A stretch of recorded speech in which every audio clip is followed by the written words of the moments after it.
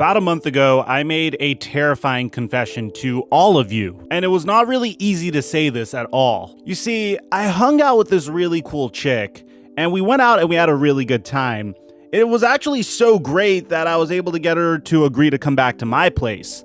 But it was once we got back to my place where the problems began to start. Let's just say that she was excited and ready to go, but I wasn't. I was really lucky that there was a website that I could go on to get an evaluation about my situation. On GetRoman.com, they'll give you a free evaluation so you could see what's going on with yourself. And they were able to send me some help within 2 days of the consultation because they have free 2-day shipping. And I know this could be a little embarrassing to talk about, but look at what happened after this evaluation. I was able to meet this girl once again. We did have a great time.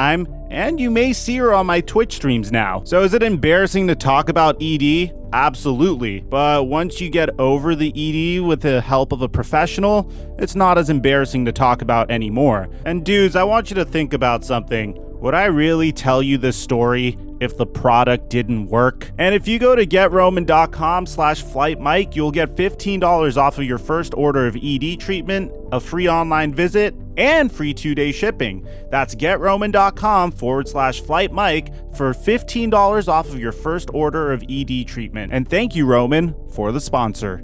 A lot of people don't pay attention to this one little detail when it comes to the New York Jets. And I know we all like to poke fun at the New York Jets. You know, they made a lot of questionable moves over the past year and a half, from hiring Adam Gase to signing Le'Veon Bell to releasing Le'Veon Bell. Literally, they paid this guy a max contract and he didn't have a single 100-yard rushing day when he was on the New York Jets. But Le'Veon Bell aside and Adam Gase aside, the New York Jets just haven't made good moves. Trading Avery Williamson for, I don't know, what did they get in return? Like a 5th-round pick for him?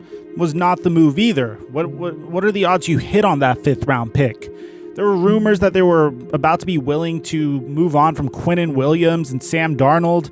And dude, Quinnen Williams and Sam Darnold are both really freaking good players. So what's going on, guys? Your boy Mike here. And before we get to the content, guys, I've been banned on Twitch. So if you want to see me live stream or do gaming at all, it's now going to be on Flight Mike TV. There's other gaming content there as well. It's a new YouTube channel. Be sure to check it out. Now that we got all of that out of the way, break!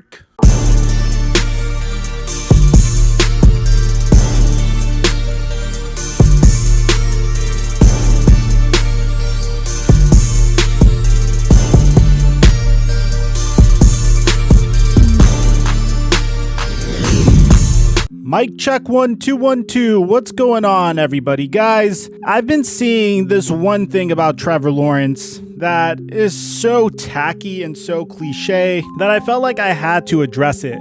You see, it's very popular to say that the New York Jets have already, almost ruined one promising quarterback's career. And if they move on from Sam Darnold to Trevor Lawrence, who's to say the same thing isn't going to happen again? There are all these weird things happening, such as, the New York Jets keeping Adam Gase on board. Despite him being a truly horrific coach, it doesn't take a genius to realize how bad of a coach Adam Gase is. His play design is extremely flawed and literally looks like it was ripped out of Madden 2004. He runs halfback dives ad nauseum with players that are clearly meant to be doing zone running. And that's just the very beginning before we talk about how horrible his passing plays are and how he pretty much puts Sam Darnold in positions to fail constantly over and over and over again and refuses to hold himself accountable for any of the mistakes he has. With that reason and that reason alone, there's a lot of analysts out there saying that Trevor Lawrence should stay in college for another year if the New York Jets get the number 1 overall pick. And, although I feel like they're being a tad bit melodramatic, I actually think Trevor Lawrence needs to do whatever it takes to get himself on the New York Jets. And the reason why is going to shock you. I have my reasons against it as well, because the New York Jets also sold on some very promising talent. I didn't approve of the Jamal Adams trade at all, but things like that aside, The New York Jets are probably one of the teams with the brightest future after drafting Trevor Lawrence. Say if they do even draft Trevor Lawrence, a lot of people also don't realize that there's a whole half season left to go. Yeah, the Jets are winless, but there's multiple teams that are 1-win and 2-win teams at the time of the recording of this video.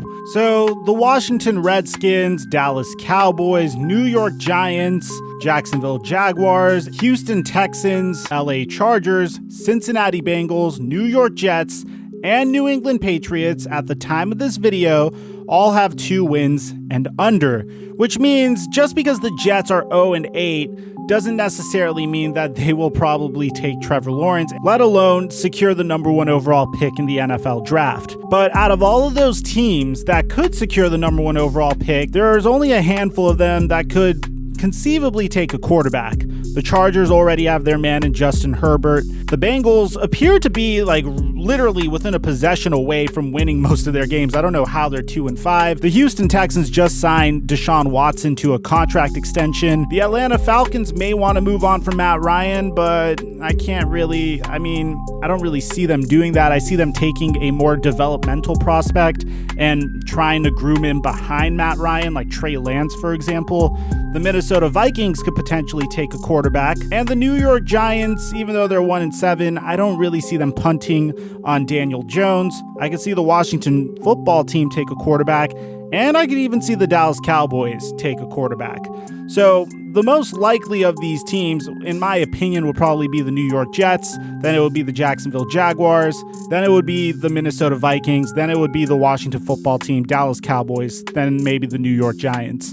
And out of all these teams, the 2 teams that I believe could set up Trevor Lawrence to succeed the most would be the New York Jets and the Dallas Cowboys.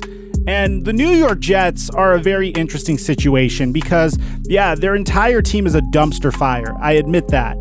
And the way they've been handling their assets is another dumpster fire. I agree with that. But Joe Douglas, as foolish as he might be, said something that's very truthful.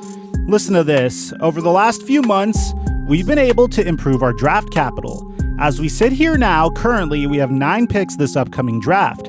We have 9 picks in the next draft. Of those picks, 9 over the next 2 years are going to be in the top 3 rounds.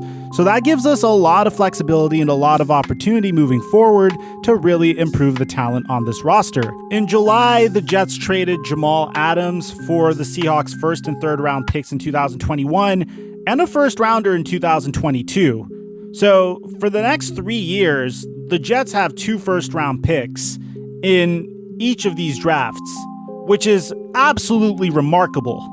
So although the Jets currently appear to be a dumpster fire now, there's a pretty good chance that they're going to be really good in the future. Hell, even if they don't get the top pick in this year's draft, which they don't need to get Trevor Lawrence to succeed in my opinion, all they need to do is get some players and fire Adam Gase. That's literally it. Get a guy that knows what to do with all of this draft capital and can make draft selections based off of his own schematic fit. I feel like Sam Darnold is fine. So if the Jets were to get the number 2 overall pick, they would be able to draft Penei Sewell out of Oregon, which is probably one of the most transcendent left tackles that we've had the pleasure of evaluating over the past decade. So if you ask me, I think plan A for the New York Jets would probably be Trevor Lawrence and then trade Sam Darnold for a 2nd round pick, which they should be able to do easily. Some team would happily take on Sam Darnold for a 2nd round pick. He's a former number 3 overall pick that clearly didn't have a chance to succeed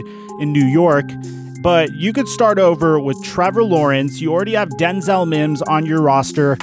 And you could take a wide receiver to help out Trevor Lawrence as well. I'd assume they'd probably be able to get their hands on Rondale Moore out of Purdue, who's a wide receiver, a very good run after the catch weapon.